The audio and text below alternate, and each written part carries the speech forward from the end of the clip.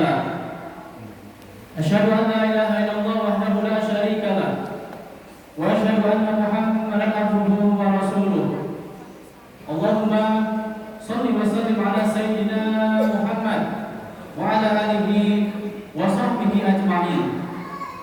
قال الله تعالى في القرآن الكريم وهو أصدق القائلين أعوذ بالله من الشيطان الرجيم بسم الله الرحمن الرحيم يا أيها الذين آمنوا اتقوا الله حق تقاته ولا تموتن إلا وأنتم مسلمون. Puji syukur hanyalah milik Allah Subhanahu wa taala yang menggenggam langit dan bumi beserta isinya, yang telah menciptakan matahari dan bulan sebagai sumber energi cahaya yang paling besar dan yang paling utama. Salawat beserta salam semoga selalu tercurah limpahkan kepada Khatimul Anbiya, penutup para nabi, la nabiyya ba'dah, tidak ada nabi setelahnya, yaitu Nabi besar Muhammad sallallahu alaihi wasallam. Telah kita lalui bersama fenomena alam yaitu gerhana matahari yang telah kita alami bersama. Kejadian gerhana matahari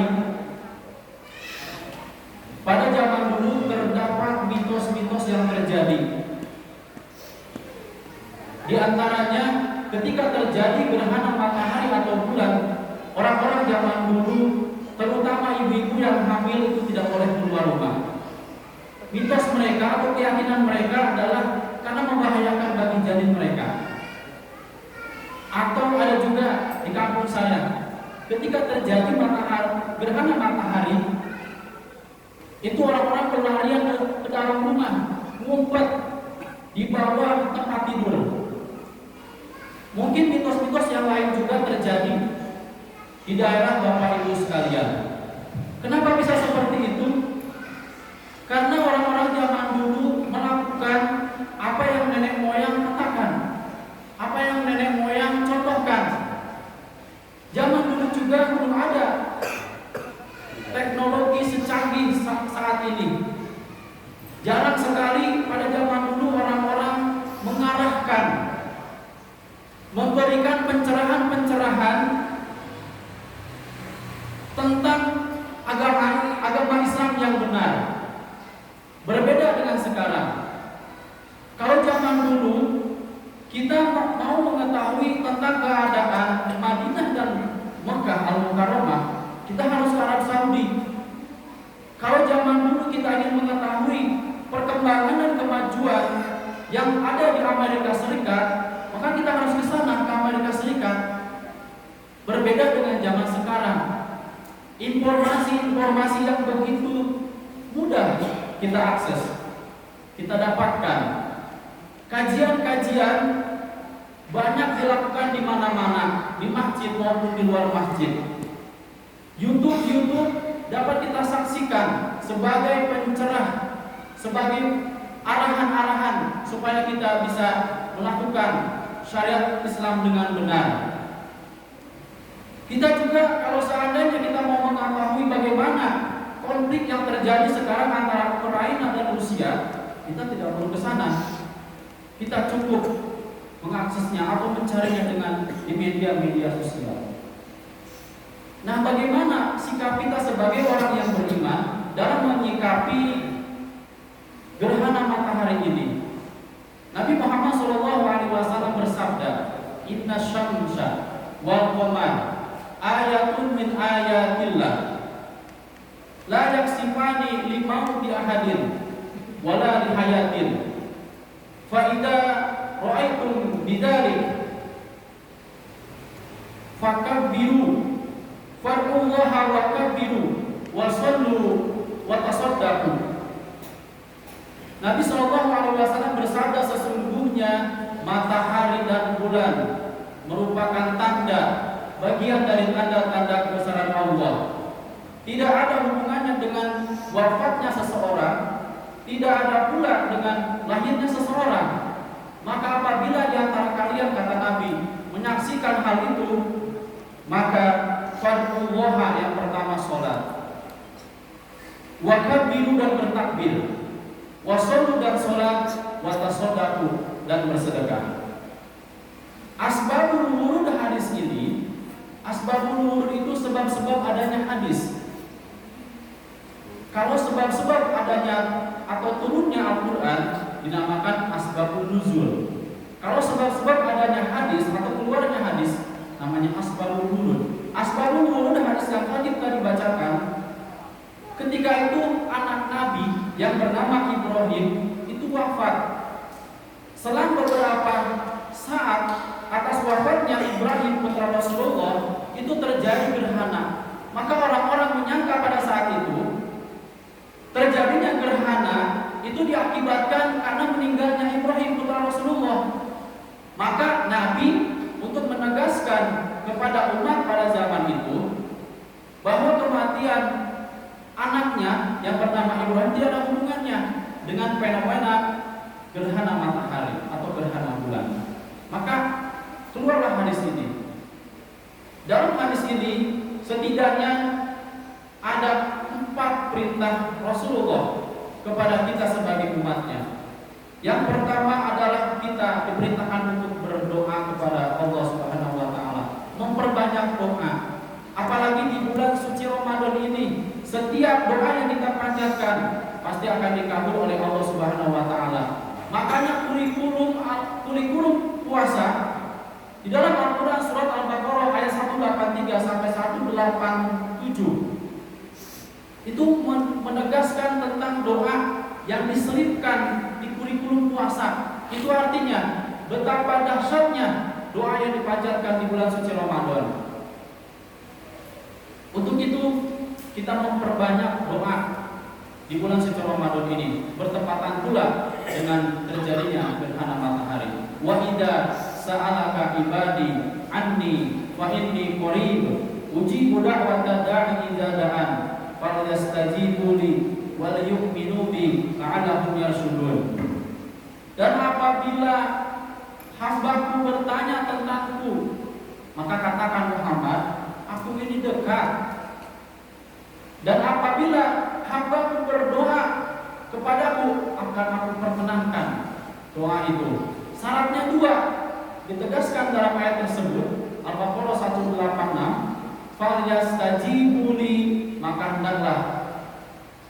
hendaklah mengikuti perintahku, wal yu'minu bi, dan beriman kepadaku. Perintah yang kedua, ketika terjadi fenomena alam atau gerhana matahari seperti ini, perintah Nabi adalah wakabiru, dan bertakbir. Tidak hanya melihat fenomena alam seperti ini, kita melihat keagungan-keagungan Allah, juga diperintahkan untuk bertakbir. Melihat pelangi, kita diperintahkan untuk bertakbir. Allahu Akbar, Allahu Akbar, Allahu Akbar, la ilaha illallah, wallahu akbar, walillahil hamd. Melihat fenomena yang lain juga, keagungan dan kebesaran Allah, kita diperintahkan untuk bertakbir. Melihat angin puting beliung, melihat longsor, banjir bandang, kita diperintahkan untuk bertakbir.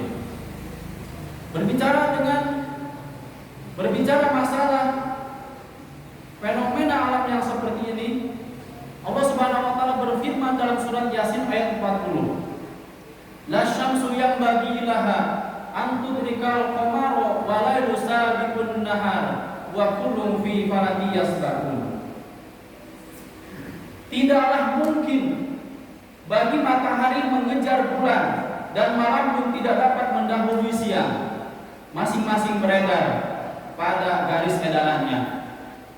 Dalam hadis ini dijelaskan, dalam firman Allah Subhanahu wa taala ini dijelaskan, ayat ini menjelaskan bahwa terjadinya gerhana adalah ketika matahari, bulan, dan bumi berada di satu garis lurus.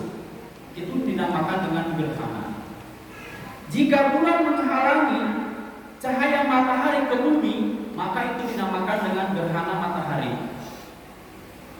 Jika bumi menghalangi cahaya matahari sampai ke bulan, maka disebut dengan gerhana bulan. yang berikutnya, dalam hadis yang tadi bacakan, wasollu, dan sholatlah kalian, kata Nabi. Alhamdulillah, kita sudah melaksanakan sholat secara berjamaah tadi. Mudah-mudahan sholat kita diterima oleh Allah Subhanahu wa Ta'ala. Kita sempat mungkin kalau posisi kita di rumah, tetapi kita disunahkan pula ketika kita dalam perjalanan. Mungkin kita semua di suatu saat nanti terjadi gerhana matahari atau bulan, kita tidak sempat ke masjid, maka lakukan di kendaraan. Kalau kita dalam keadaan posisi di kendaraan, tidak sempat berwudu, tayamum, bisa ke jok atau ke kaca kendaraan, mengarah ke mana saja, mengikuti arah kendaraan itu.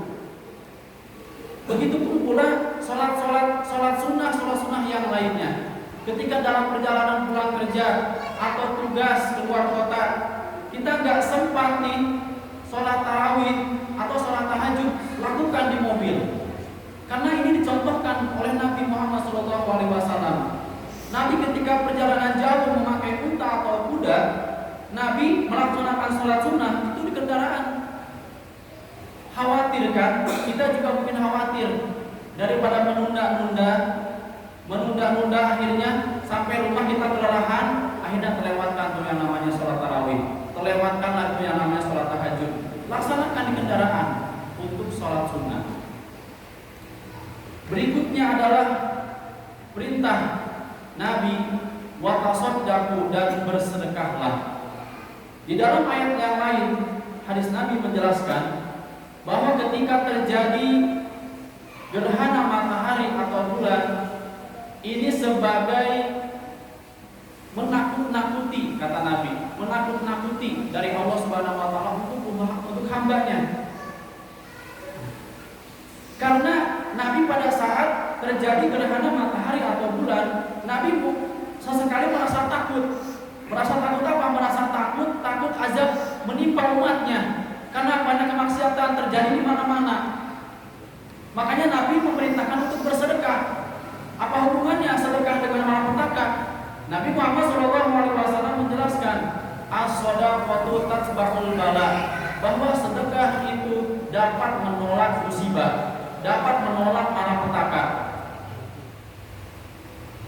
Jadi empat poin yang harus kita lakukan ketika ada gerhana matahari atau bulan. Yang pertama adalah kita diperintahkan untuk memperbanyak doa, bertakbir, bersolawat, melakukan sholat, dan bersedekah. Barakallahu li wa lakum fil Qur'anil azim, fastaghfiruhu innahu huwal ghafurur rahim. Allahumma shalli wa sallim ala sayyidina Muhammadin wa ala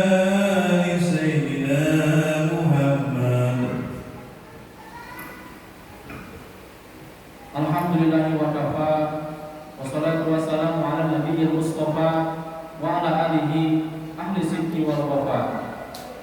Allahumma shalli wa sallim ala sayyidina Muhammad wa ala alihi wa sahbihi ajma'in. A'udzu billahi minasyaitonir rajim. Bismillahirrahmanirrahim. Ya ayyuhalladzina amanu taqullaha wal tanzur nafsum ma qaddamat lighad wa taqullaha khabirum bima ta'malun. Allahumma shalli wa sallim ala sayyidina Muhammad wa ala alihi wa sahbihi ajma'in. Amin. Ya Allah, ya rabbal alamin. Allahumma ighfir lil mu'minina wal mu'minat wal muslimina wal muslimat al ahya'i minhum wal amwat. Allahumma ighfir lana ya ghafur warhamna ya rahim. Allahumma qsim anna washrif anna wadfa'na al bala wal qala'a wal waba'a wal ta'un wal fitana wal humuma wasyada'ida wasyarra a'da'i wal hasidin wasyarra jirani wal munkari wal mudani'ina wal zalimin. Subhana rabbika